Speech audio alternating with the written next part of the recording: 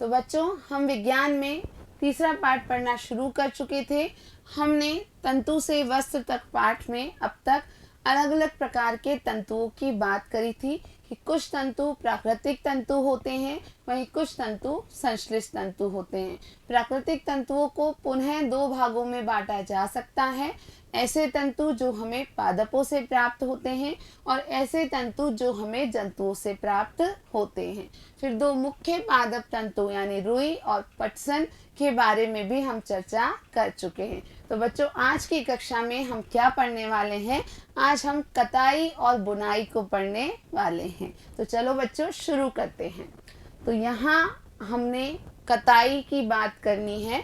तो सूती धागे की कताई कैसे की जाती है? पहली बात, कताई होता क्या है? तो ध्यान रखेंगे कि जो रेशे हैं, रेशे यानी तंतु, इन तंतुओं से तागा बनाने की प्रक्रिया ही क्या कहलाती है? कताई कहलाती है। तो बच्चों, तंतुओं से तागा बनाया जाता है, ये बात हम पिछली कक्षा में ही कर चुके हैं। लेकिन तंतुओं से तागा जिस प्रक्रिया से बनाया जाता है उसे क्या कहते हैं? उसे कताई कहते हैं।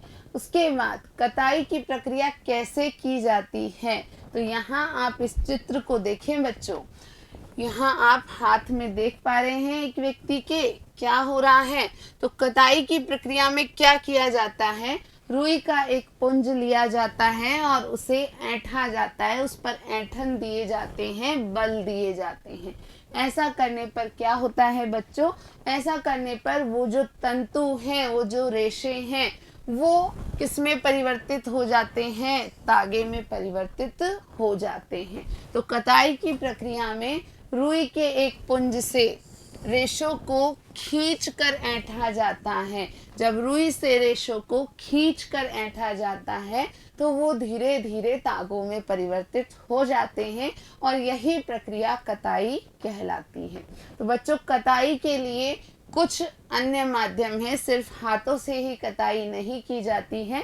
कताई के लिए एक युक्ति जो उपयोग ली जाती है वो क्या कहलाती है? तकली। बच्चों, यहाँ इस चित्र में ये जो आप देख पा रहे हैं, ये जो लंबी सी युक्ति आप देख पा रहे हैं, इसी को तकली कहते हैं। तो आप ध्यान रखेंगे कि कताई के लिए तकली का उपयोग भी किया जाता है। इसके अलावा, तकली के अलावा कुछ और चीज़ों से भी कताई की जाती है। चरखे का उपयोग, तो चरखे से भी कताई का कार्य किया जाता है। बच्चों, यहाँ चित्र में आप देख पा रहे हो, ये क्या है? इस बच्ची ने जो उपयोग लिया है कताई करने के लिए, वो क्या दिखाया गया है? एक चरखा दिखाया गया है। तो बच्चों, गांधी जी के चरखे के बारे में भी आपने देखा या सुना होगा।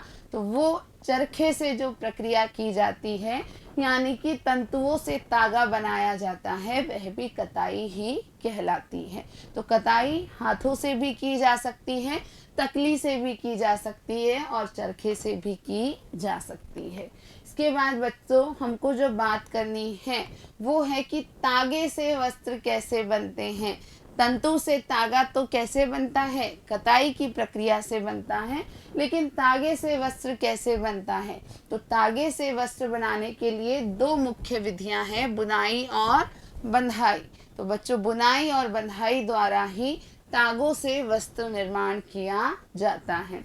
तो तागों के जब दो सेट लिए जाते हैं, यानी दो अलग अलग तागों को लिया गया और उनको आपस में व्यवस्थित करके वस्त्र बनाए जाते हैं, इसी प्रक्रिया को हम क्या कहते हैं?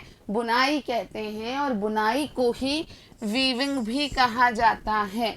तो बच्चों, आपने अपने घर में किसी बड़ी को, ठीक है, जैसे आपकी मम्मी को या किसी अन्य बड़ी महिला को सर्दियों में स्वेटर बुनते हुए देखा होगा। तो वहाँ क्या किया जाता है? आप जानते हैं कि दो सलाइयाँ ली जाती हैं और उनसे तागों को बुना जाता है और तागों को बुन करके आपकी मम्मी या आपकी दादी या अन्य कोई महिला क्या बना लेती हैं, ऊनी वस्त्र बना लेती हैं। आपको ध्यान रखना है कि तागों के 2 सेट लेकर के जब उन्हें एक विशेष प्रकार से व्यवस्थित करके आपस में बुना जाता है तो वही प्रक्रिया बुनाई कहलाती है। अब इसी प्रक्रिया को हम कैसे कर सकते हैं, करघों से कर सकते हैं। तो वस्त्रों की बुनाई करघों के द्वारा की जाती है और जो करघे हैं वो या तो हाथ से चलाए जा सकते हैं या बिजली से चलाए जा सकते हैं। तो इन करघों को हम हस्त प्रचालित या विद्युत प्रचालित करघों के रूप में जानते हैं। इस चित्र में आप देख सकते हैं कि महिला जो वस्त्रों की बुनाई कर रही हैं तो वो एक करघा उपयोग में ले रही हैं और ये करघा कैसा है, हाथ से उपयोग में लिया जाने वाला करघा है, तो इसे हथकरघा कहते हैं। वहीं कुछ करघे जो होते हैं वो बिजली से संचालित होते हैं और उन्हें हम विद्युत प्रचालित करघा कहते हैं। तो बच्चों, आज की कक्षा में हमने ये चीज़ें जान ली हैं कि कैसे तंतुओं को तागों में ढाला जाता है और कैसे तागों से वस्त्र बनाए जाते हैं। इसके अलावा बच्चों, हमको क्या पढ़ना है, हमें पढ़ना है वस्त्र सामग्री का इतिहास।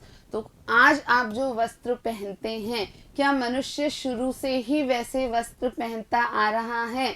तो आप ध्यान रखेंगे बच्चों कि नहीं, जब मनुष्य की हम बहुत पुराने आदिम जमाने की बात करते हैं तो इस प्रकार के वस्त्रों को बनाने की प्रक्रिया प्रचलित नहीं थी। उस दौरान शुरुआत में वृक्षों की छाल को, यानी जो बड़े बड़े पेड़ होते हैं उनकी छाल को या वल्क को, उसके अलावा बड़ी बड़ी पत्तियों को और साथ ही साथ जंतुओं की जो चमड़ी होती है, उनकी जो त्वचा होती है, तो जंतुओं की चर्म को अपने शरीर को ढकने के लिए उपयोग लिया जाता था। तो आपको जानकर आश्चर्य होगा बच्चों कि ये कपड़े जो हम पहनते हैं इनके बनाने की प्रक्रिया बहुत धीरे धीरे विकसित हुई है।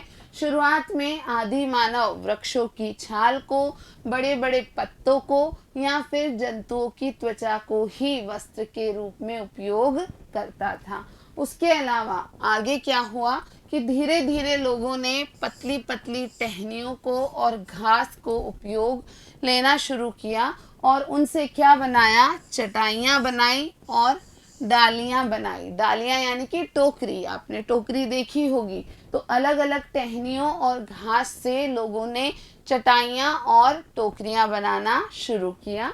और जंतुओं की जो ऊन है, आप जानते हैं ना, जंतुओं के जो बाल हैं उसी को हम ऊन के रूप में परिवर्तित करते हैं।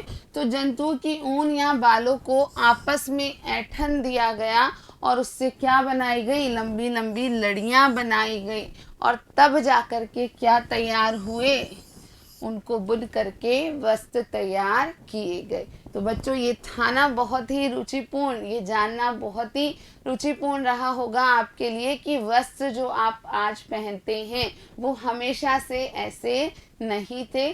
धीरे धीरे वस्त्रों के निर्माण की प्रक्रिया शुरू हुई।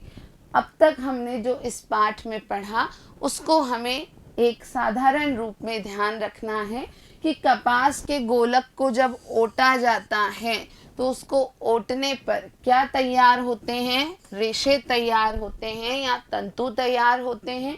इन रेशों की जब कताई की जाती है तो क्या तैयार होते हैं, तागे या धागे तैयार होते हैं। और इन तागों की या धागों की बुनाई की जाती है और बंधाई की जाती है, तब क्या बनते हैं, वस्त्र बनते हैं। तो ये सारी बातें बच्चों इस पाठ में हमने जानी और आप सभी को अच्छे से याद रखना है कि कताई क्या होता है और तागे से तंतु, तंतु से तागे कैसे बनते हैं और उसके बाद तागों से वस्त्र कैसे बनाए जाते हैं। तो बच्चों, हमारा पाठ यहाँ समाप्त होता है।